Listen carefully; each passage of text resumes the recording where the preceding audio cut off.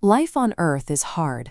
Between grief and the relentless pressure of daily existence, being human feels like staying afloat in an endless storm. When faced with senseless tragedy or crushing hardship, we naturally assume we are fragile biological accidents, stumbling through a cold, uncaring universe that throws random suffering our way. But a growing body of clinical research points to a very different reality.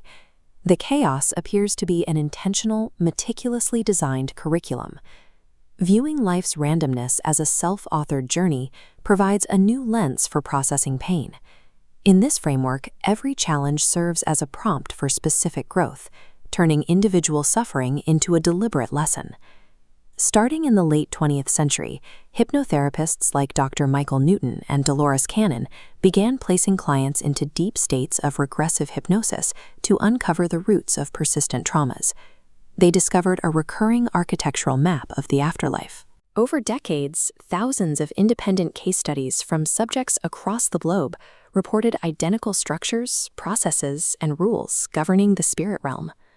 The consensus from these sessions suggests the soul is an eternal entity that willingly enrolls in physical lifetimes to accelerate its own evolution. This leaves us with a jarring paradox. If the spirit realm is a place of absolute love and infinite peace, souls must have a profound reason to volunteer for the trauma and density of Earth School. The answer lies in the pre-birth planning phase. According to regression subjects, before a soul incarnates, it enters a vast screening room, frequently described as the Ring of Destiny. Here, in collaboration with spiritual guides and council members, the soul reviews multiple potential timelines. They evaluate different bodies, locations, and family structures, selecting the optimal conditions for their next stage of growth. Souls intentionally write major life events, including profound illnesses and heartbreaks, into their blueprint, because those intense experiences trigger the karmic lessons they need to evolve. This provides a bridge between destiny and free will. Destiny is the curriculum the soul deliberately laid out, while free will is how the human chooses to react to those predetermined events when they finally arrive. We also don't take these classes alone. Souls travel together in a primary soul cluster of about 3 to 25 close companions, taking turns playing different roles in each other's physical lives. Karma functions as an educational system of balancing experiences. If you abandon a companion in one life, you might choose to be the one abandoned in the next, allowing the soul to understand the lesson from both sides. This cosmic balancing act has been recorded for millennia. It mirrors the ancient philosophies of karma found in sacred texts like the Bhagavad Gita, which describe the soul's journey as a long cycle of learning and resolution. Because of this dynamic, the people who cause us the most pain on earth are frequently our closest spiritual companions. Out of profound love, they volunteer to play the villain so we can learn to overcome betrayal, establish boundaries, or discover forgiveness. Realizing that earthly antagonists might actually be spiritual teachers dissolves the sense of victimhood.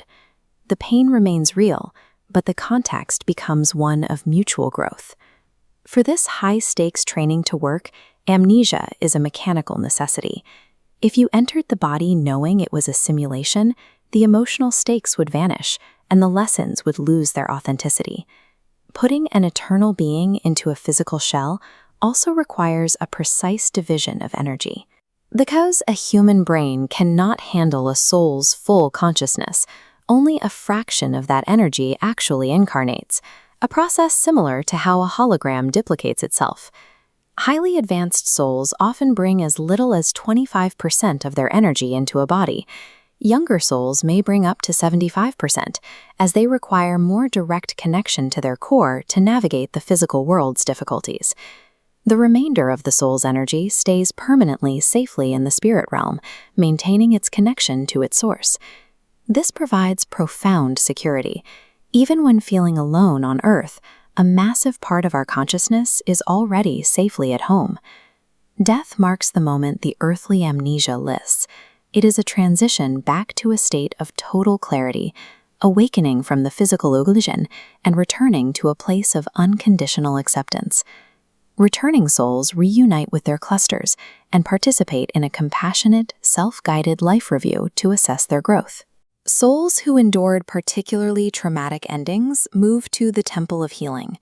In this restorative space, crystalline gems filter down distinct rays of colorful light to wash away the heavy density and trauma accumulated during the physical life.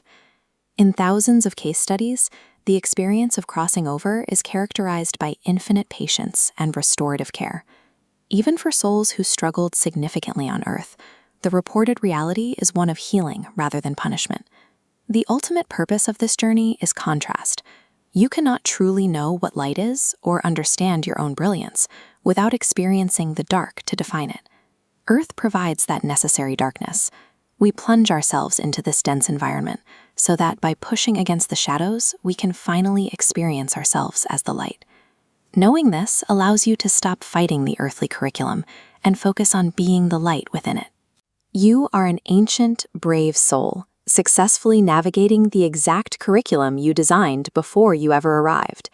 Every challenge is proof that you are mastering exactly what you came here to learn.